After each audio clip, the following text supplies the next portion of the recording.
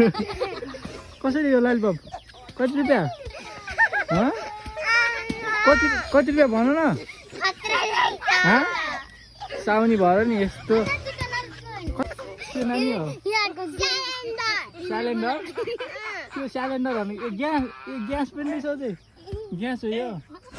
के देख्यो फेरि के हो यो के ग्यास हो यो लाइटर हो